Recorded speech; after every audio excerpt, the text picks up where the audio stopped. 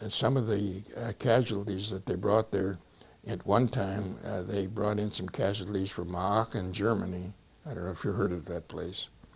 Now Aachen, Germany was wiped out completely by the Allied air service, and these fellows could come in with the boots still wet from mud and so forth they had, and some of them had to have their legs amputated, their arms. We had one fellow that had both legs amputated, and another one, young man who was a pilot, had both legs amputated and one arm, and was going to cut the trigger and take his other arm off. And this young man who got 2 legs off tried to encourage him to be good, you'll be all right, you'll be sent back to the States, and you'll be okay. And but that was one incident.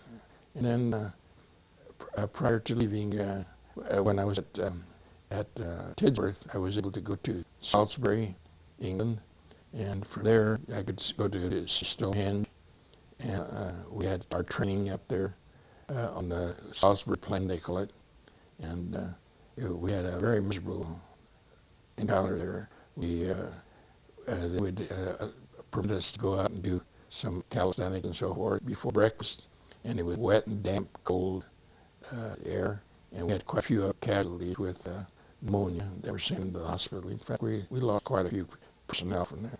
Then I didn't have any problems there with that.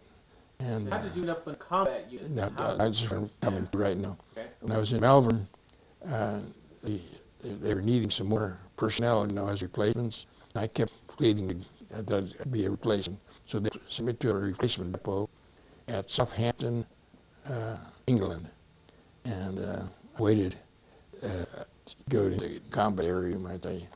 Even though I was limited service, they still took me. And I boarded a ship on December the 24th, on Christmas Eve, to go on a ship they called the Leopoldville, which was a Belgian troop ship. And we walked quite a bit with our full pack all the way down to the docks. And then we got on board ship. I was on board ship probably for about an hour, and they took us off the ship. There was a lot of commotion between the Belgian sailors and also the British sailors that were on board. And we got back to camp, encampment I should say. And so we thought the reason we came back was because of the being Christmas Day, then the following day, that we'd be relieved to go into combat area immediately. So, but about 4 hours later, they told us to pack up our gear again and head back to the docks. We went back to the docks, and I boarded a Polish ship called the John Sobieski. And this John Sobieski ship took us to Le Havre, France, which is a seaport on the northern side of France, across the Channel. But when we got near there, of course, there were a lot of ships that were sunk all around there, and we had to take a landing craft and finally made it across the shore. And once we got across the shore, then we were fed there, and we slept underneath some of the viaducts there that they had that were still intact.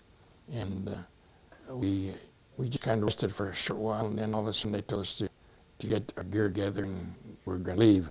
So we got into open trucks, and we were heading towards Belgium.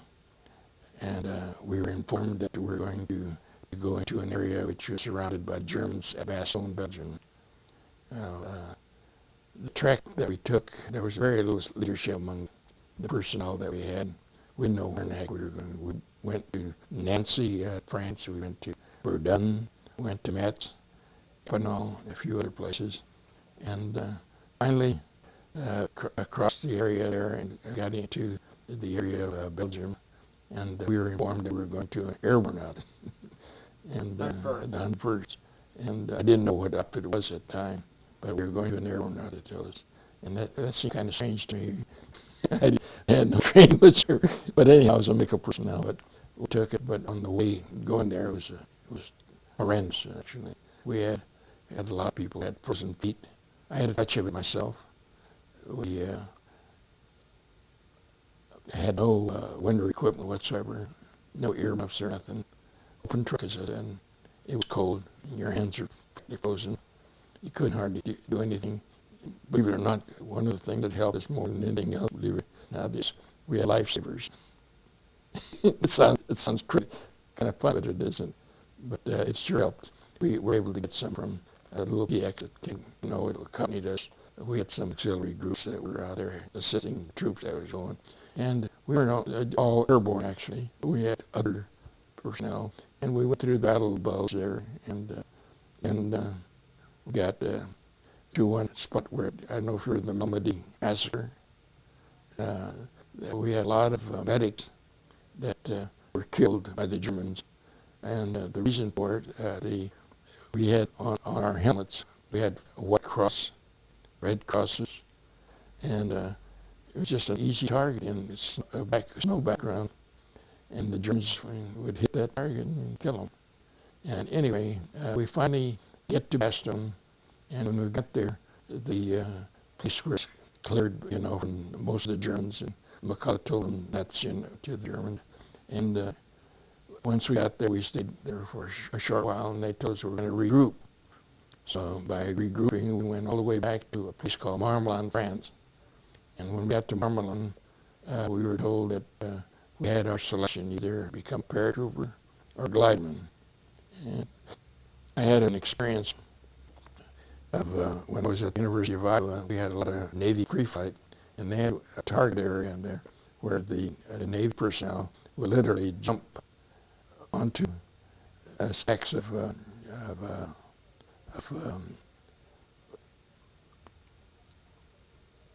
is that? What translation? Straw.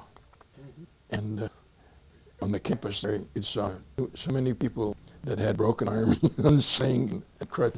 And so I didn't think I should go to paratroopers. So I thought gliders would be fun. I don't know why I said that, but I did. And we took 2 flights one day after we had our basic training, you might say. And the basic training didn't last a couple weeks or so. And we got into, taught us how to go into gliders. We had 13 personnel in there, and all of you, they strapped in chairs. And the chairs were very makeshift. And the gliders themselves, you could put your finger through the fuselage. And we had a pilot and a co-pilot, and most was a staff sergeant in charge, and maybe a sergeant. And then they showed us how to tie down medical equipment in the gliders. And but when we made our trial flights, we didn't have any of that in the gliders themselves. It was just the personnel. And we flew on the first flight we had. It was raining and very damp and cloudy, and they said that's the best time to fly. But anyway, we were released by C-47 and made our landing. And of course, I don't recall whether it was the fuselage or the wing or tail was ruptured, but none of us got hurt. That was our first flight. Here's a question I have for you. What, as a medic, what did you carry in your bag? You were in the bulge. Yeah. You had your helmet with the cross on it, but what was in the bag? What basic supplies? Sulfur and what? The only thing we had on us was ourselves and our equipment. We didn't have any medical supplies per se. Nothing. How could you see anybody? Initially. But when we got our training and so forth, we were given a lot of morphine packets that we had on us. And the other thing that I had, I told them that I worked in the laboratory, and I improvised a footlocker with a microscope, and I asked for certain types of equipment for doing some slides on blood work, and also we gave a lot of blood transfusions, so we had to do some typing of blood, so that they had the right type, blood type, and I administered at that time either blood or plasma and IVs.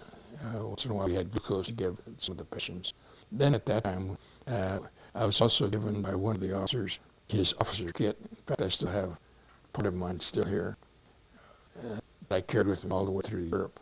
On that morphine that you carried with you, yeah. Were those just threats that you? Yeah, little threats.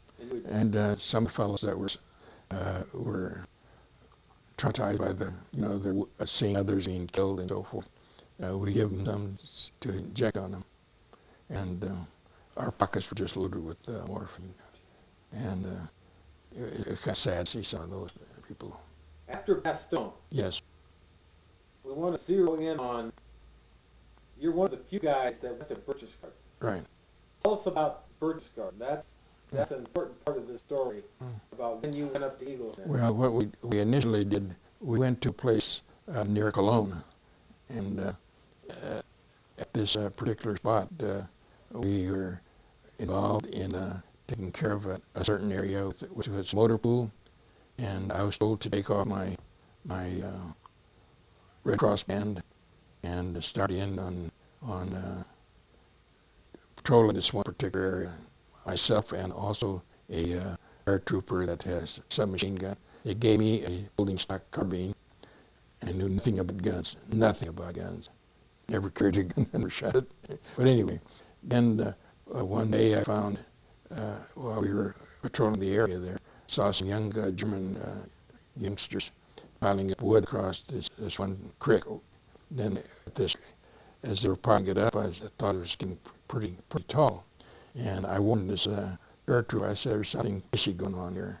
And sure enough, he said, I'll fix that situation. He says, when I come back, he says, I'll fix it very promptly.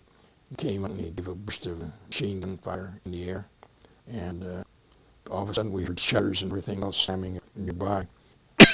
And the infantry, the people